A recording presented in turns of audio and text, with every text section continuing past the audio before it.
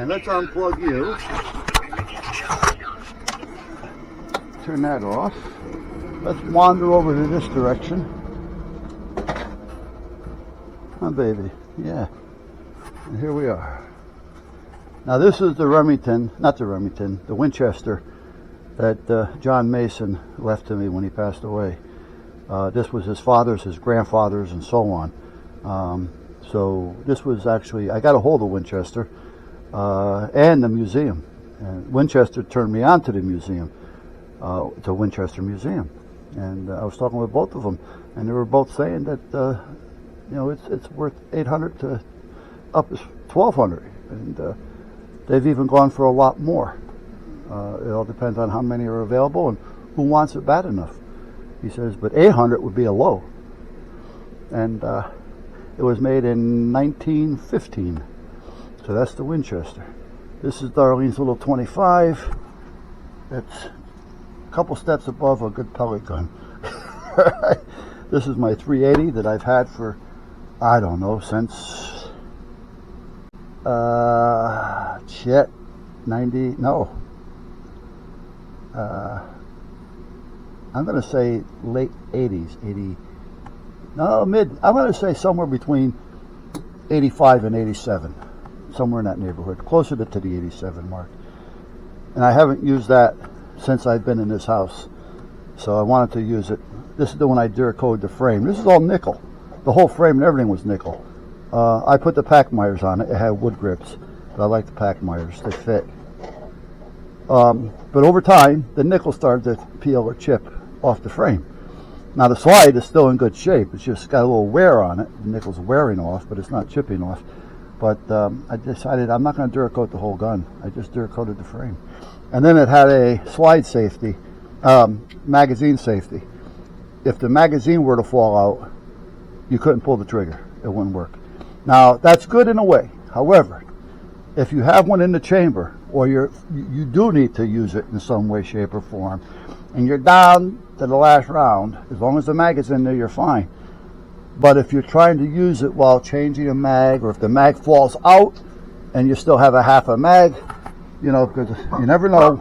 You got to screw up somewhere, and if you hit the mag release button, the mag drops out. You got a round in the chamber you can't use. So by taking out the spring, I took out the mag safety. So now this will fire with one in the chamber with no mag. So, which is a good thing in my opinion. It's my personal opinion, but it's definitely in my book it's a good one. And I didn't do anything really to try up here. I got all these mounts here, so let's try.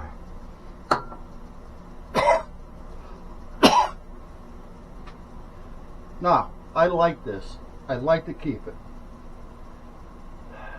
But none of my kids have permits.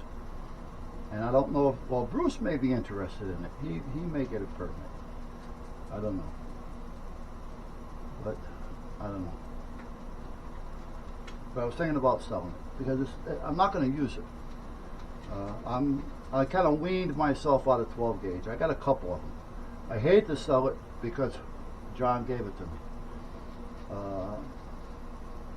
So I'd like to just hand it down as it was handed down through his family, and let them worry about it, because I don't think it's going to get any cheaper.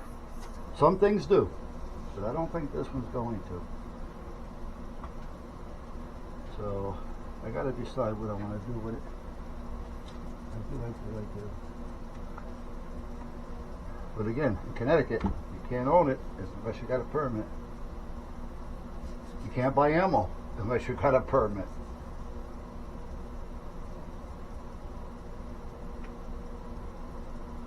Well, if you lock up everybody that's getting arrested for shooting and killing and banging people with firearms, we wouldn't have to go through all this shit now, would we?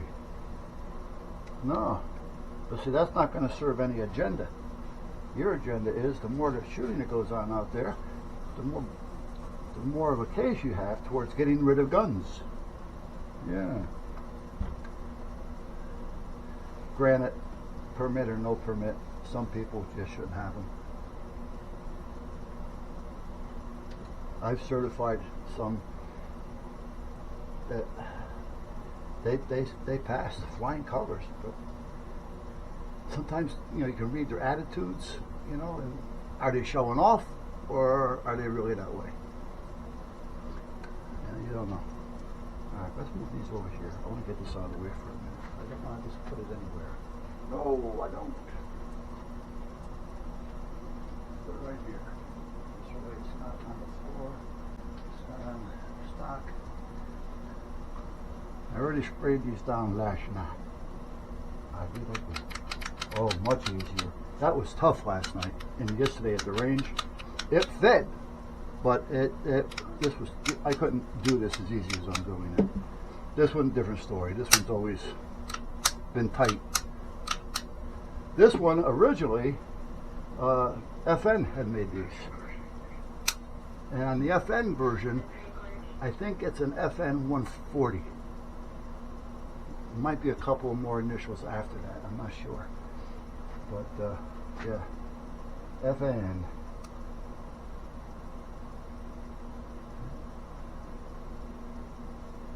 This one is there. It is FN, FNH. Made in Italy. My Beretta was made in Italy as well. They're real close to the same. They make a 380, a Browning double action 380 in Beretta. It's almost, if you looked at it, they're identical. The only difference is, if I remember right, the Beretta didn't have a hammer drop. I don't remember, but I think that's what it is. I don't remember if it even had a safety. I'd have to look that up now. But there is a difference between the Browning double action and the Beretta double action 380.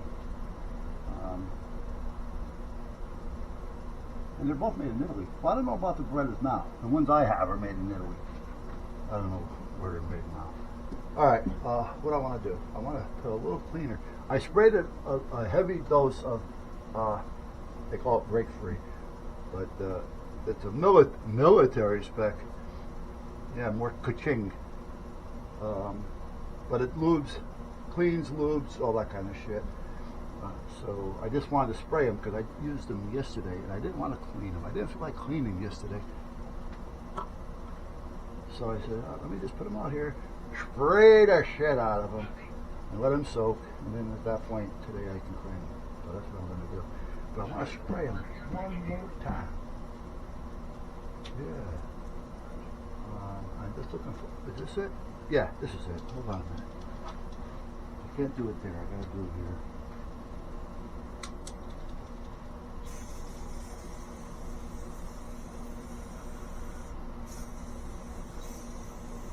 This 25, I told the wife when she bought it, well actually I bought it for her,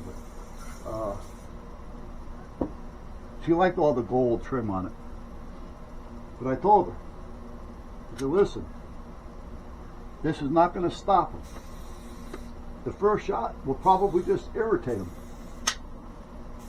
I said, so at that point, empty it. If you were committed to where you felt you had to pull the trigger, empty it. Empty it. Bam, bam, bam, bam, bam, bam, bam. Try to keep it as close to where you were. Alright? The more holes, the quicker he'll bleed out. Or your threat will bleed out. Because you're probably going to end up wrestling with him for a minute or so. So the faster he bleeds, the better it is. So he's going to start bleeding. If you got the holes in him, he's going to bleed faster as you wrestle with him. And that's the name of that tune.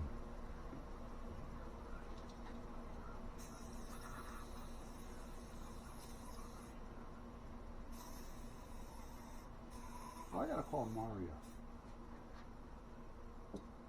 I was at the club yesterday. I met one of the newer members. He's been in it for a year. He got voted in last November, near the end of November. And after a meeting or two, he was talking to Vinny.